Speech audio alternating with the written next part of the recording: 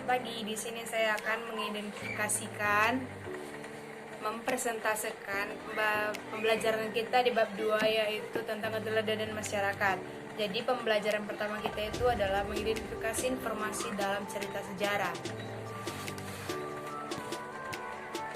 Nah, secara umum, cerita sejarah dapat dijelaskan sebagai karangan atau cerita yang menyajikan suatu peristiwa atau kejadian serta bagaimana peristiwa itu berlangsung.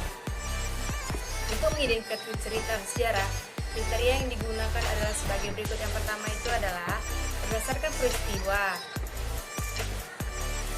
Cerita sejarah dapat diidentifikasikan menjadi dua, yaitu cerita sejarah yang benar-benar terjadi dan cerita sejarah yang berupa khayalan atau rekayasa. Nah, yang kedua berdasarkan tujuan.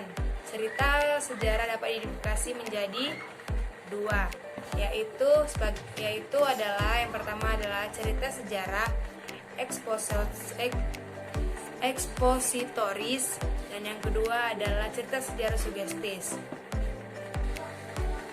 Nah, selanjutnya itu adalah struktur sejarah. Yang pertama itu ada orientasi. Apa yang dimaksud dengan orientasi? Orientasi itu adalah bagian yang menunjukkan awal kegiatan atau awal kejadian cerita atau yang disebut dengan latar. Yang kedua itu ada komplikasi. Komplikasi adalah kondisi mulai timbulnya konflik di antara para tokoh. Yang ketiga itu adalah solusi. Solusi merupakan kondisi konflik yang mulai menurun dan mengarah pada tutunan.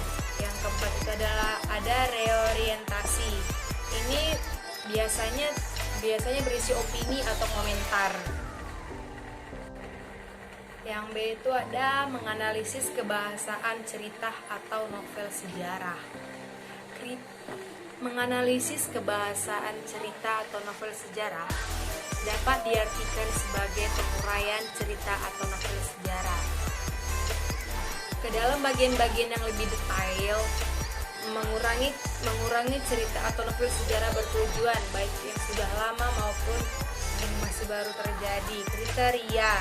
Kriteria yang digunakan untuk menganalisis cerita atau novel sejarah berbentuk fakta dan sebagai berikut, yaitu yang pertama itu ada struktur teks, ada bahasa yang digunakan, ada teknik penulisan, dan ada makna yang di dalamnya. Kriteria yang digunakan untuk menganalisis cerita atau novel sejarah berbentuk fiksi adalah yang pertama itu ada tema, alur, penokohan, ada latar atau setting, sudut pandang, ada majas atau metafora, dan nilai-nilai didik. Dan selanjutnya adalah kaidah kebahasaan cerita novel sejarah. Itu yang pertama itu ada menggunakan kata benda atau kata ganti tertentu. Yang kedua itu ada menggunakan tokoh sentral. Yang ketiga itu menggunakan kata sifat yang menjelaskan frasa dan nominal. Yang keempat itu menggunakan kata hubung atau kata konjungsi. Yang kelima itu menggunakan kata penggambaran atau kejadian. Yang keenam itu menggunakan fakta atau adversi. Nah, pembelajaran kedua kita akan membahas mengonstruksi nilai-nilai cerita sejarah. Cerita sejarah yang dapat disampaikan dalam bentuk teks eksplanasi. Teks eksplanasi adalah teks yang berisi proses-proses dan informasi yang berhubungan dengan fenomena alam,